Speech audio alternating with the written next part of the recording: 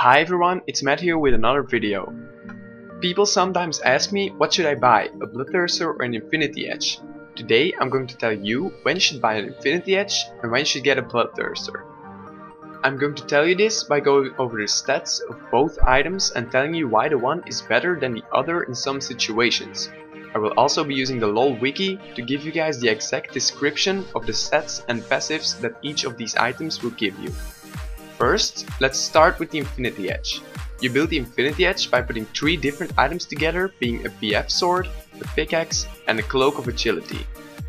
To put these items together, you will also need to pay 645 gold. This will bring us to a total gold cost of 3800 gold to build an Infinity Edge. Now let's go over the stats. The Infinity Edge will grant you plus 70 attack damage and plus 25% critical strike chance. It also has a unique passive. This unique passive will increase your critical strike damage by 50%. Now let's look at the Bloodthirster. You build the Bloodthirster by putting 2 different items together, being a BF sword and a vampiric scepter. You will also need to pay 850 gold in order to merge these items into the Bloodthirster. This will bring us to a total gold cost of 3200 gold. Now let's see what kind of stats you gain when you build the Bloodthirster. You will gain plus 70 attack damage and plus 12% lifesteal. It also has a passive that grants you plus 1 attack damage and plus 0.2% lifesteal per stack. You gain plus 1 stack when you kill a unit, and you lose half of your current stacks upon death. This will give you plus 30 attack damage and plus 6% lifesteal. This means that a fully stacked Bloodthirster will give you plus 100 attack damage and plus 18% lifesteal.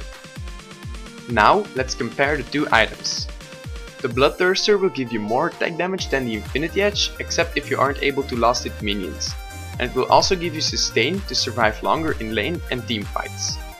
The Infinity Edge, on the other hand, will also grant you a nice amount of attack damage in combination with 25% increased critical strike chance and 50% increased critical strike damage. So, to wrap things up a bit, the Bloodthirster will be a better item than the Infinity Edge if you either use your abilities more than your basic attacks to deal damage to your opponents, like for example Varus, or if you have a massive advantage over your opponents in some way and you are able to either get a lot of kills or farm a lot. The Infinity Edge, on the other hand, will be a better choice if you use your basic attacks more than your abilities to deal damage to your opponents, like for example Tristana does, or if you aren't able to farm a lot of minions. Don't forget that if you are in a situation that the Infinity Edge would be a better choice than the Bloodthirster, but you lack sustain in lane, then just buy a vampiric scepter. This will sustain you in lane and you don't need to delay your Infinity Edge. This is it guys, I hope you enjoyed.